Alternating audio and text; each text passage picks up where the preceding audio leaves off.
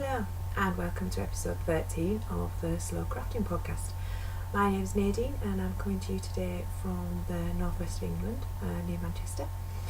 And this is, I was going to say bi-weekly, but it hasn't been for the last couple of weeks because it's summer holidays and my schedule's a bit to pot, but it's supposed to be a bi-weekly podcast talking about my attempts to incorporate a slow living or slow fashion approach into my crafting endeavours, a whole manner of fibre crafts, from knitting, spinning, sewing, crochet, and a new one for you today, but I'll get back to that in a minute.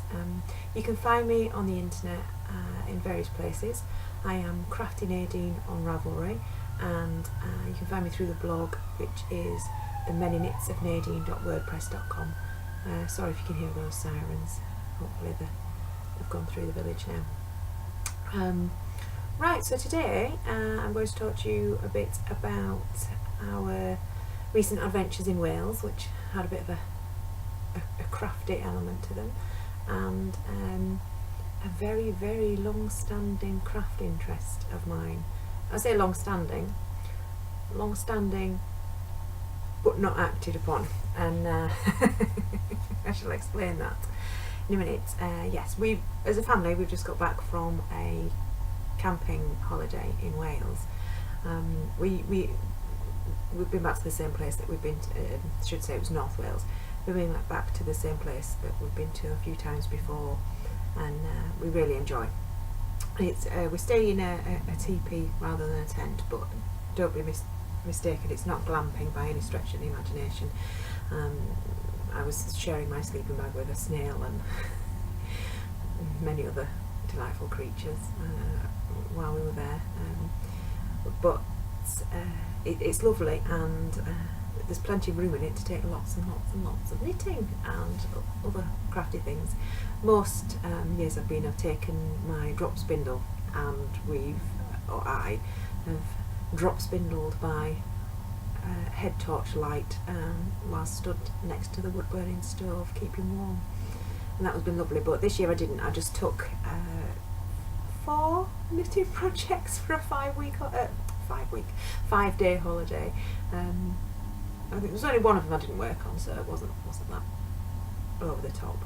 But yes, so I got to knit on the beach, as hopefully you'll have seen in the pictures at the beginning of the episode.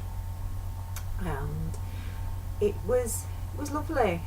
Swam in the sea like a small child in my vest and knickers, because I'm not expecting North Wales, even in the summer, to be particularly warm enough to be swimming in the sea, but I braved it and went for a swim, and it was only on the way back in that somebody pointed out that there was a jellyfish not that far from me, so that was a little bit off-putting, but I loved the floating and the freedom of being out in the sea, so that was very, very nice. And we did various other things while we were there, but we did spend a lot of time outdoors, which is wonderful. One of the things that I did when we did there was a photo shoot for some of the knitting designs that hopefully I'll have ready for test knitters in a couple of weeks.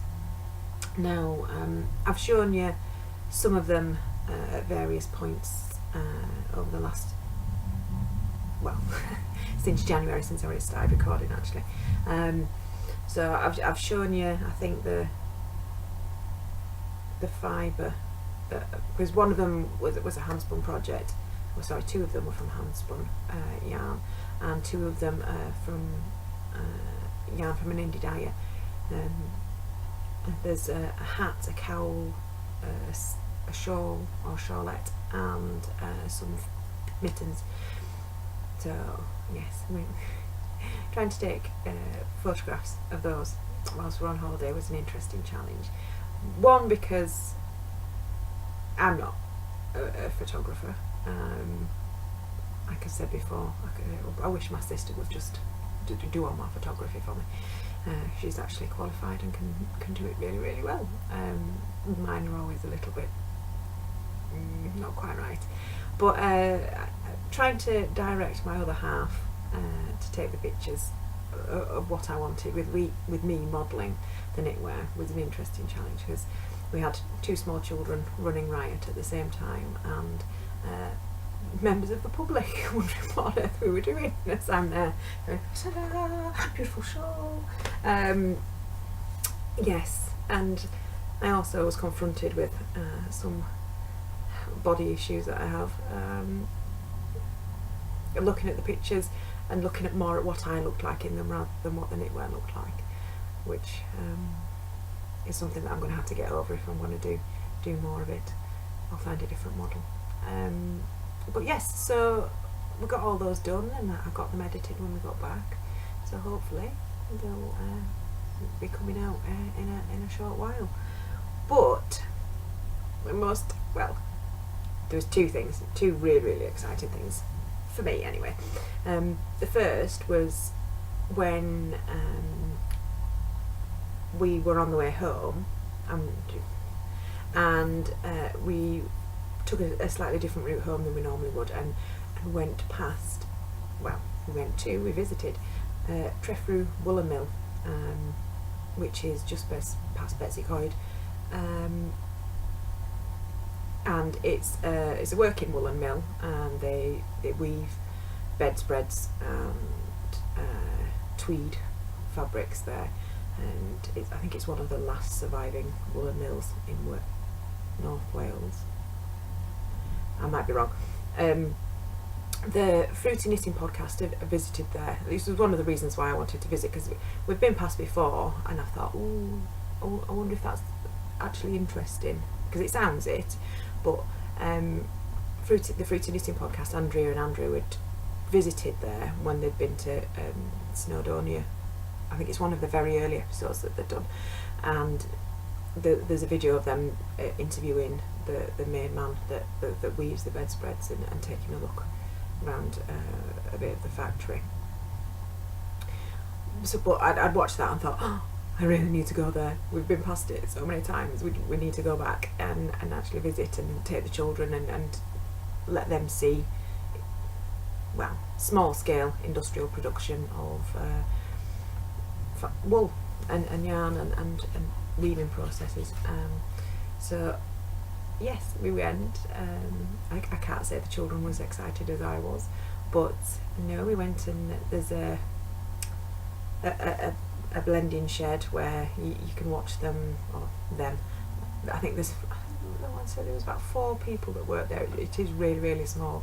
So there's one man that sorts all the raw fleece, not raw fleece, clean fleece out, layers it up 2 different sheep breeds, and oils it, and then puts it through the giant carder that they've got, and then so in some of the other rooms you can see it being worked on the different machines to turn it from this fluff into the finished yarn. So they do have a dyeing shed, they were telling us, but they don't have members of the public going in there just because of the chemicals that are used. But yes, you can go in the blending shed, you can go in the weaving room, where which is what the Fruity Knitting podcast focused on, and see the bedspreads being woven. But it's very noisy, so I think you're advised not to stay in any of the rooms more than about 10 minutes at a time, because it can affect your hearing, because the machines are just so clackety, but a lot louder. So yes, that was really interesting. Unfortunately, as we went, it was just in between 2 bedspreads, so we didn't get to see a massive amount of the weaving going on. But I was more interested in the spinning anyway. So you have to go up a couple of flights of stairs to get to the spinning machinery, and it shows you it. First of all, it shows you the drafting machinery, so taking it from the fluff from the carder to a very fine pin drafting, essentially, before you then go up. No, is that on the top floor or the second floor? One floor is the drafting, the other floor is the spinning and the plying, and yes, so it was interesting to show the girls, to say, look, this mummy does this on her wheel at home, and you've seen her and you've had a go yourselves, and what have you. But all these machines, or then it's essentially one big machine, but all these bobbins on here are doing what mummy does. But as you can see, they've probably filled up, in the time we've been in this room, the same amount that mummy would do in about a week. So yes, I think they were quite interested. Not as interested as I was, obviously. It's been the fibre geek that I am.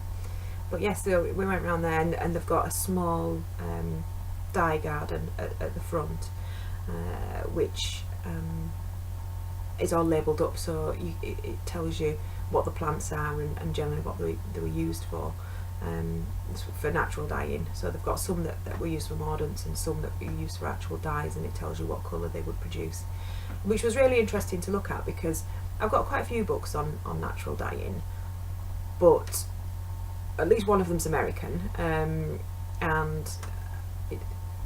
it's interesting. I think it's more interesting to see the plants in situ and growing, to think, right, I know that these will grow in North Wales.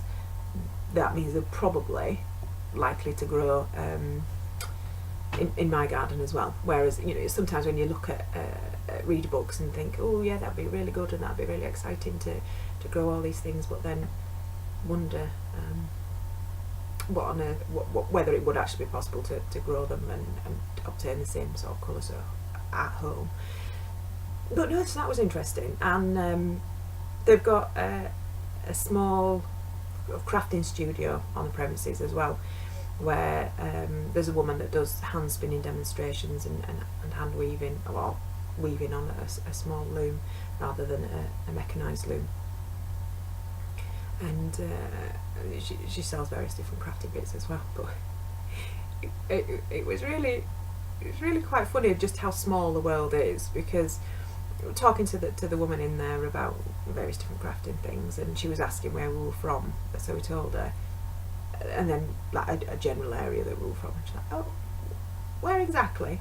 Turns out that she was originally from half a mile up the road from my house. So I was like, oh, okay. And the big weaving loom that they have, the mechanised one, is originally manufactured a couple of miles down the road as well. In fact, I think a lot of the weaving machinery that's still in operation in some of the smaller mills is there's a I think the Fairfield mill at Sedbergh have got the same loom as well.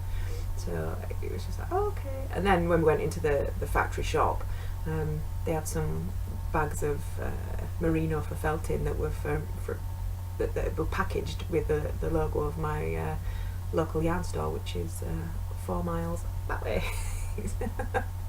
it was just like, we come far from home or not. But yeah, so that was a lovely day. I think there was 2 down points or drawbacks of the trip to the Woollen Mill. 3. 1, I would have preferred to go on my own and just geeked out to my heart's content without having to sort of rein it in slightly, so I didn't scare small children in my other half. 2, the cafe is nice, but they only sell cake and cups of tea and coffee. Because it's such a small thing, they haven't got the resources and the ability to cater for everything. But we went in and we were like, oh, just really want a sandwich, because we'd travelled to get there, and we'd timed it so it was around dinner time, so we could stop and have something to eat as well. But we couldn't get a sandwich or anything savoury from the cafe, so we ended up finding the best sausage rolls in the world from a butcher's just a bit further into the village. So that was quite good, because it meant that we supported some of the local shops as well, because we got coffee from another little cafe in the village. But yes, there was that. And then the third thing was that they don't sell any of the wool that they spin themselves. Now I have a feeling that they used to, but they don't anymore. I don't know whether people weren't buying it, I don't know, but I got very excited because I went to the factory shop and I saw some balls of yarn at the back, and I went ooh, and ran off, and then went, oh, this is from Scotland, and they had a few other commercially spun balls of wool from sort of, I think they had West Yorkshire spinners there as well, and they might have had some Bahram U kits as well, but it was a bit, oh, I would have quite liked something from there, spun there, but that wasn't to be, so never mind.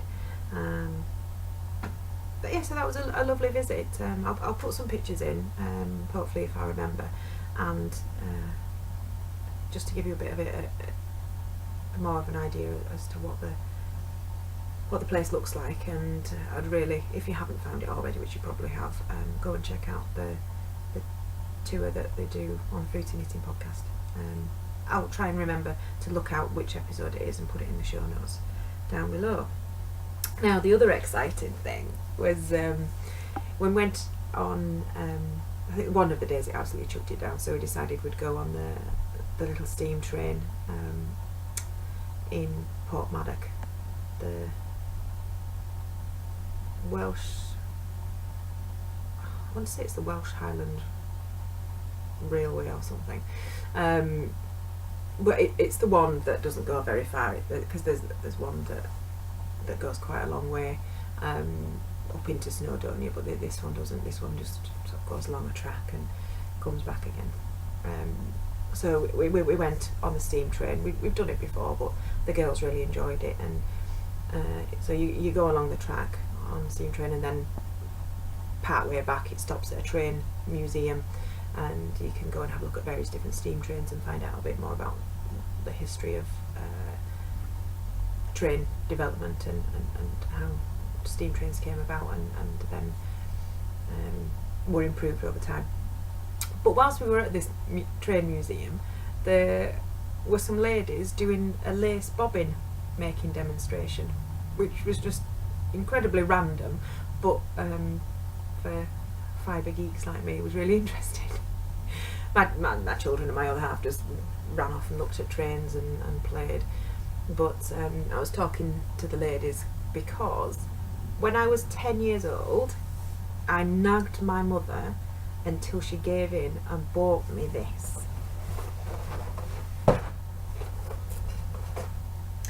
It's very old, I think.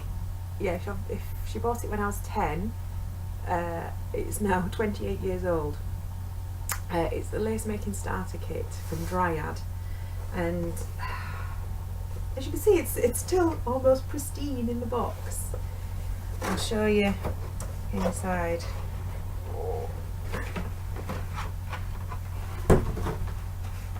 This is exactly how I left it 28 years ago. This is the first ever attempt I made at bobbin lace making. As you can see, there's nothing on here. I've got the bobbins wound up with a little bit of thread and the beads put on, but I couldn't understand it.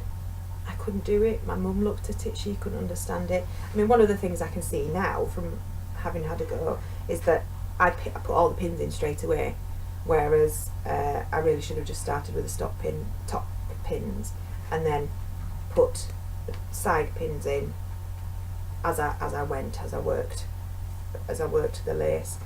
But I don't know how well you're going to be able to see this. I'm going to turn it around. This, because there's a polystyrene dome under here, but this is the tea towel that my mum gave me so that I could put that over the polystyrene board. But it's my favourite tea towel ever. It's a Marks and Spencer's one from the 1970s, and you would not believe how much I loved this tea towel as a child. But I think that's possibly one of my favourite things in the box as well. But yes, enough waffling about tea towels. So yeah, I've had this kit since I was 10 years old, and like I said, I couldn't do it, didn't understand it, it confused me, but I've kept it all this time because I really, really, really wanted to be able to do it. But while we were there were the ladies doing the lace bobbing demonstration, and just as I've gushed to you just now, I went up to them and gushed and said, "Oh, I've had this kit since I was 10." And the lady, one of the ladies there was saying, "Oh, that's brilliant," because I think they're part of the guild, and they occasionally teach people how to do lace bobbin making, or bobbin lace. And she said, "We recommend that they look out for these kits from car boot sales or charity shops, because they've got a lot of the stuff in." But she also explained why people had found it difficult using these kits when they originally came out. It was to do with the bobbins aren't as smooth as some of the more expensive things were, and the instructions weren't particularly clear. So unless you already knew what you were doing, I think. I was like, oh, all right. And the beads, because they only use plastic beads, they're not always heavy enough to get even tension with the lace. So I'm like, oh, all right. Well, I might have another go with it when I find it out when I get home. She said, "Oh, well, we've got a demonstration. You can have a go." And one of the cushions was set up so that anybody that was going through the museum could have a go at it. So I was like, oh, go on then. And I sat there, and it took a while. They had this sort of basic, I think it was patterned for a lace earring that they were doing, sort of teardrop shaped, and one of the ladies was there, and she talked you through what you needed to do, and it made sense, and I could do it. I needed to concentrate for the first few times, but then I got into a rhythm, and I was like, oh, that one over that one, that one over that one. I'll go to one side, put a pin in, twist it, come back, put a pin in, twist it, come back.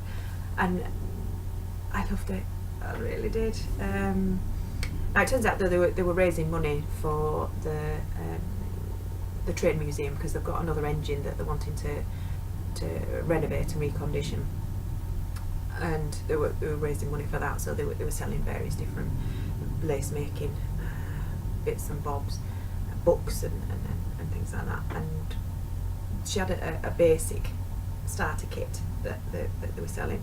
Didn't include any bobbins or anything, but I'm like, that's fine because I've already got some. But it did give you a lot clearer instructions and some cards with the pin markings already transferred onto them, so you could do a basic bracelet and possibly a choker as well. So I thought, oh right, brilliant, I'll have that. And I think they were a couple of pounds, so it wasn't the end of the world if it's not clear. But I thought, right, I'm going to give it a go. I'm not going to turn it up next podcast episode and show you some marvellous lace I've created. I think I'm going to wait until my oldest is back in school. She's got a couple of weeks where she's doing half days, and then she's in full time, so I might be able to have the opportunity to have a bit more of a go then. But yes, I'm looking forward to it. So it's an interesting holiday in that I managed to get my fibre geekery in there with some very random bobbin lace making, and a trip to spinning a woolen mill. Although I have to say, the woolen mill while I was there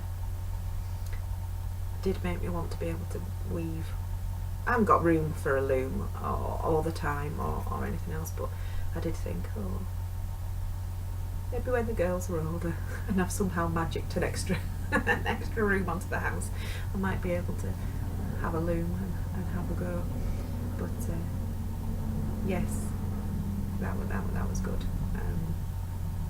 Anyway, I'm waffling now because I'm just geeking out over fibre things. Hopefully this has been an interesting episode for you. I'll be back hopefully in a couple of weeks. It will depend what the date falls on, whether we're on a half day for my oldest daughter at school or not. But yes, I should hopefully be back in a couple of weeks, and I might even show you something I've been making then, because I know the last few episodes we've not had any projects on the go. We've been talking about fibre and crafting in general. But okay, thank you for listening, and if you've made it to the end, well done. And I shall see you in a few weeks' time. Okay, goodbye.